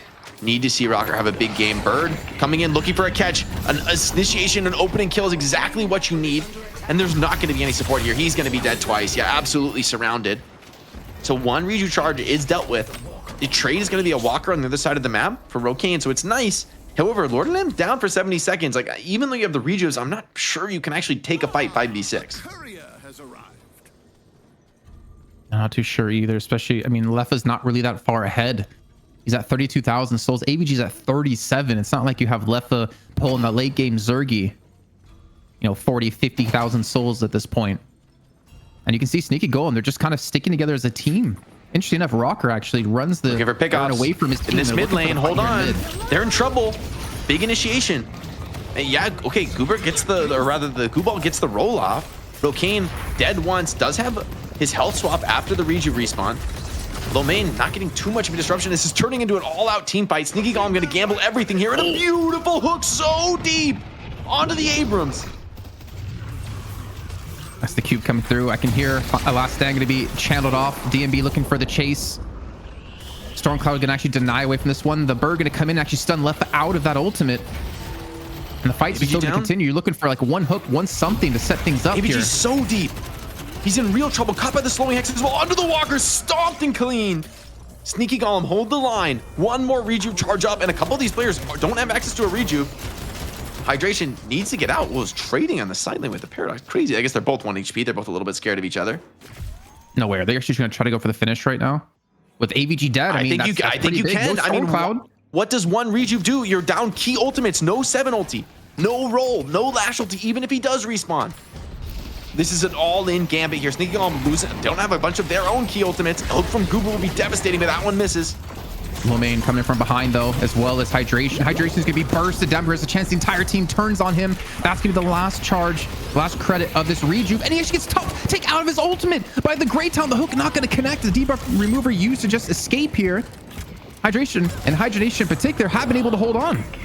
Overconfidence maybe from Sneaky Golem being attacked. This is where Drifter really starts to shine. Has that ultimate. Uh-oh! Still, Midwalker up, Reju's down. Hydration have reconfirmed the soul lead, but remember, the game is still very winnable for Sneaky Golem, right? A couple counter kills.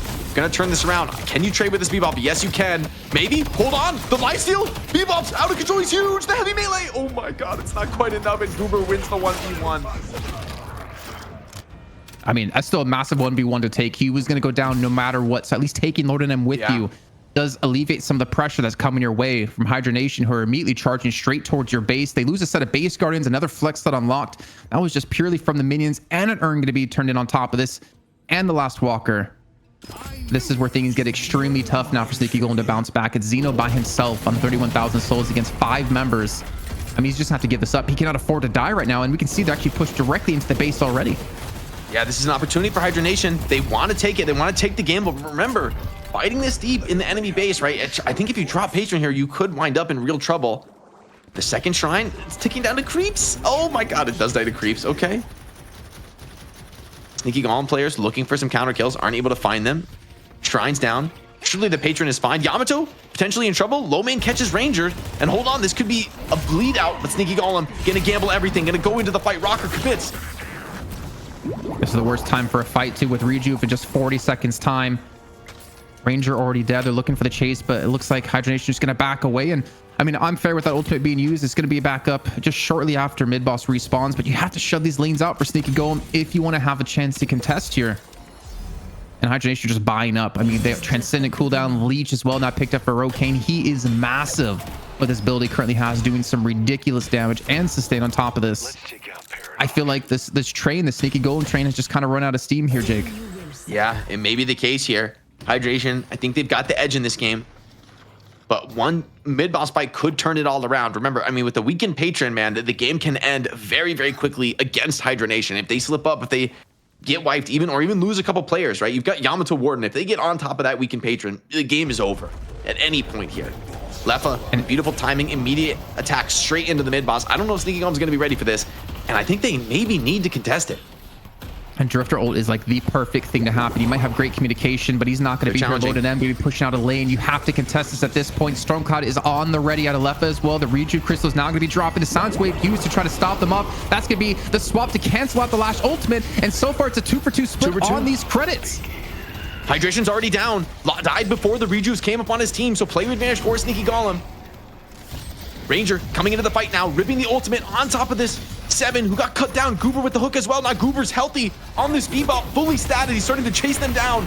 Yamato and Warden fighting in the close range, but it seems like in this room, maybe Hydronation starting to get the better of the fight. Sneaky Golem, this is a healthy Bebop. Another hook out of Goober, sets up and knocked down. Rokane is out of this, and so are Hydronation's hopes. Sneaky Golem taking the fight and the game here. Their first time championship in Deadlock Night Shift, and it's all over, Jason. They need lanes shoved up, though. They have the right lane. They're going to shove down middle. There's not going to be a player alive when the patron dies. Surely. Yeah, I would probably agree here as well. You can see Sneaky Golem coming in last second as well. We're originally going to have the Caponeers up against the ZPs, but they were able to field a roster in time. We've heard good things about this team, able to beat Hydronation in scrims. I was doubtful, but maybe I shouldn't have been. Hydronation are going to be losing the throne here in the Deadlock Night Shift number 5 to Sneaky Golem. What a clutch out. Bebop, huge hooks in that final fight. The burst kill onto Hydration before the Rejuves came online was so important. It meant that Sneaky Golem was fighting with a player advantage for a couple crucial seconds in that fight.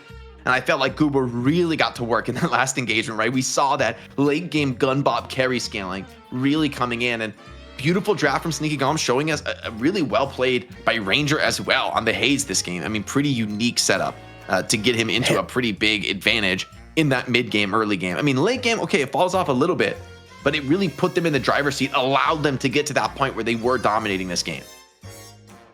4 in a row is pretty good, Hydronation, but week 5 belongs to the Sneaky Golem League. DMB, Rocker, Xeno, Goober, and Ranger.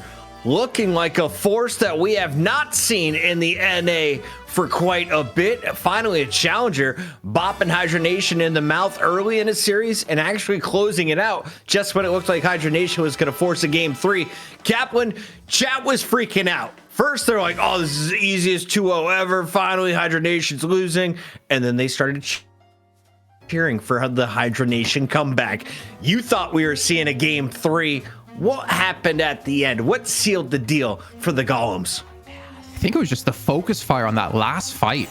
I think they were making like the proper calls. I was expecting Drifter Ult to be a little bit more effective in how they played things out, but taking out Hydration before they got Rejuve as well was such a massive factor, as Jake pointed out. No respawn for him, no Seismic Slam to cause some interruptions, no shoulder charge as well when everyone's in such close quarters. There was a moment where Rocker was in the kind of like the side pit, looking for the climb, the rope up. Instead, goes back towards his team to focus down Rokane, so there's no chance for guys to just continue to pump damage in that fight. I think just for some reason, like it blows my mind that this team has kind of come together and their macro's doing pretty well. Their team fighting potential is extremely strong. Seeing Goober 1v1 Lord and M here was kind of a treat as well, considering Goober was basically half HP. And this team really came together on that last fight. The Vamp burst value is so huge here. Jake, break down these final moments. What did you witness here? I mean, in this final Rejuve fight, it just came down. I mean, the fact that Sneaky Golem were able to grab 2 of the snatches is crucial for them, that they can continue to bring numbers deeper into the fight. But I felt Goober also got a lot of space to really carry on the gun bop, right? Really pump damage. And then at some point, you just feel, okay, the tide has turned. Hydronation running out of players, running out of cooldowns, ultimates. They've just got nothing left. And the burst is good, man. Beautiful fights, beautiful game that Sneaky Golem could put themselves in this position to be able to close out in that final fight. But also, I gotta give props to Hydronation, man. They did not go down easy. Like, they were really fighting for the comeback, especially in this game, but also in game 1, they put Sneaky Golem to some tough tests, right? Forcing them to make key macro decisions in the late game with all the fans watching, all this pressure on you.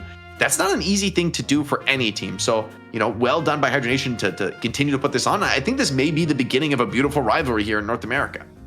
as a fan of the stickiness, Lil Main played his heart out. Unfortunately, the viscous was not enough for Hydra Nation in game number 2. Maybe the Drifter wasn't the move, Lord NM.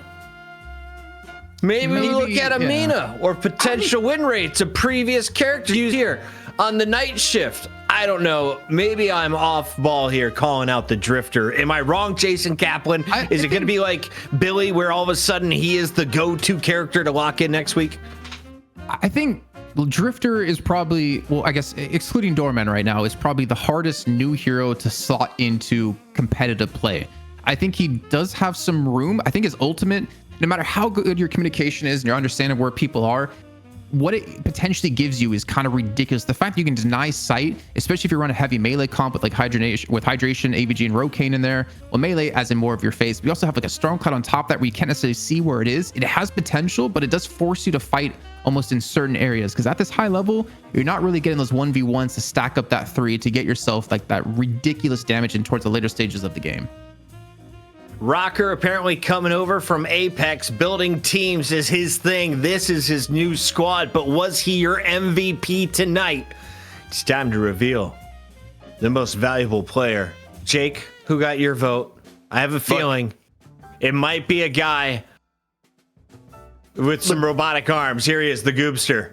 The Goobster came out big today, honestly. Like, huge performances, didn't get the viscous, the signature hero all night, didn't need it, right? Just put on a show, whether it was the Holiday, the Bebop, whatever this guy was playing, he was having big games. And the Bebop, I mean, really coming online in this late game, kind of was the decisive gun carry of the team. And I feel like that's a pretty important role to be able to straddle right now, because there's not that many Bebop players who are really good in the early game with the hooks, the pickoffs, the rotations, but then also can be essentially the carry in the late game and manage the fact that your role does kind of transition and shift in terms of how you're supposed to play these fights. So really well executed by him. Great hooks as well. Like, did a lot of punishment on Leffa. I feel like the reason Leffa was relatively weak in this game, like relatively underfarmed, was a lot of harassment and hooks by Goober that kind of stifled his farm in the early game, that put them in this position to almost be able to close out Hydra Nation in like 20-30 minutes. You hear that, Leffa haters in the chat? If you want to start cheering for somebody, he goes by the name of Goober, giving Leffa the business at a grand final, something we have not seen in North America in a minute. So many clutch grabs, time and time again, coming into play. It is your MVP on the night. Was it the Goober build, though, that caught your eyes, Mr. Kaplan? Or who should we talk about on the nerdy level? You know, we have these little graphics that we put up on Reddit and we post over on Twitter of like the picks and like bans and like the priority of picks as well. But one thing I really want ZP to dive into is the item selection. Because if we go back to our match stats here, you can take a quick look. We again had 2 silencing waves picked up for the side of Sneaky Golems, one onto Xeno and one onto Ranger. And for some reason today, we have just seen so many more of these items, of this specific item, I should say, picked up, that I wonder if this is a trend that's going to be going on in competitive play because of how powerful it can be in these fights, especially when you pair it with something like a swap out of Xeno or a hook out of Goober. Yeah, I love the util Haze build out of Ranger. It was real nice this game, having that balance of damage as well towards the late game, but then really early game, the rotations took one winning side lane and turned it into wins all across the map. Here is your Shift 5 hero priority list. Go ahead and snag a screenshot. You want to beat us to Reddit? I dare you. ZP is locked and loaded. Whoa. We're going to be there to discuss all of your favorite heroes and all of your favorite first round bans. And of course, why your favorite character, Victor, probably isn't going to see the night shift for another 5 weeks. Jason Kaplan, he's gone, right? Gone for good? I don't care about Victor. I'm looking at Vindicta, bro. Vindicta was the most picked and banned hero, I think, across both regions. Yep. But those changes to the tether, the range, plus the change to your shred that doesn't last as long, completely gutted her out of competitive play, it seems. Blue all right, low-key, the tether was tonight. broken. All right, as we take a look at the rest of it, Mo was quite heavily involved. He's got a new skin. If you're just tuning in, congratulations. Welcome to the crew. You have officially joined the night shift at the end of the show, and we dropped off a freshie. Thank you very much, Ozzy Lion, for putting this one together for us. It is night shift themed. The Speakeasy Boys. Krill is making drinks. Mo's delivering them, and he might throw you out of the bar if you misbehave. He's going to tickle you with those big old claws, and he's going to keep his eyes closed while he does it. Jason Kaplan style. Let's take a look at this thing. Jake, it's pretty wonderful. Dude, the tie spinning when you come out of burrow, it looks so good. Actually, what the heck? The modder did such a fantastic job on this, man. Ozzy Lion, you deserve more credit than we could ever give you. Thank you so much for putting that together. Look how they made Krill handsome. It's possible. I think we need a slight update to that skin. Maybe we can talk to him to make a slight change. When you hit your score, putting ZP's face on Mole? No, not that cool. When you score and there's a logo that gets placed under you, what if it puts the night shift logo when you score? Or ZP's face. Whatever you're in for, I support him. I support it all. Also, speaking of support, big shout out to Intel, who has supported tonight's show. They will be paying out the $1,000 to our friend Sneaky Golem, who walk away with their first victory. Big shout out to the dog that is currently licking Jason's leg. I know what's happening under that table. The water bottle is empty, by the way. It was chugging it during that last game. Jake, and of course, we got to give a big shout out to all of our Patreons because they know what is coming up at the end of this show. We got a graveyard shift coming up, and Poshy Pop, the great player, will be joining that one. You excited for it? It's always nice to, chat, just to go a little bit deeper with the community, talk to some players, get their perspective on the game. I'm curious to talk about some of the new builds. We saw some of like what Ranger played today, what his thoughts are on that, whether Vindicta is completely dead, as like you mentioned, Jason, is kind of surprising. I didn't even notice her absence until after the day, but man, going from hero to zero here on the night shift, that'll be an interesting perspective to be chatting about. Yes, sir. And Kaplan, for those who do not know how to join the graveyard shift, I could barely turn on an Xbox. Fortunately, COVID hit, and I had to learn to become a remote producer. For those who are just finding their way, though, onto the internet and want to catch our next show, how do they tune in for the graveyard shift if they are a sub or a member over on YouTube? Well, you head over to Twitter at MLG Puckett, and you make sure to PayPal him $5, and then he will give you a special link to exactly where you go to watch the graveyard shift. Or if you're smarter, you pay the $5 to a Twitch sub, a YouTube membership, or Patreon, and you can go watch it over on Discord, where you can actually ask live questions to Poshy Pop, or you can just catch the VOD tomorrow.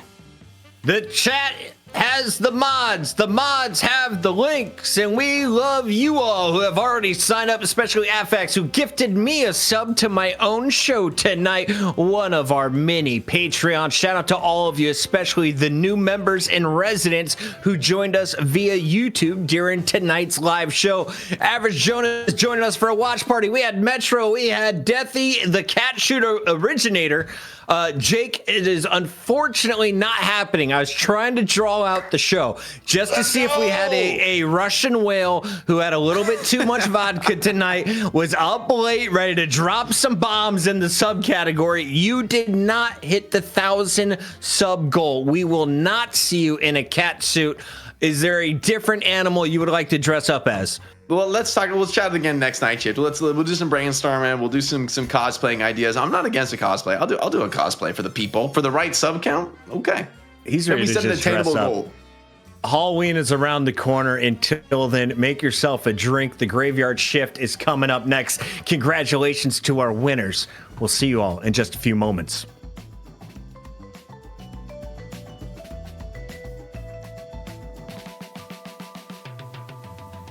Night shift, hit the sub button. We're live every Wednesday. You can check us out 4 p.m. Eastern. If you're in Europe, it's a little bit later, probably 10 p.m. Check your calendar though.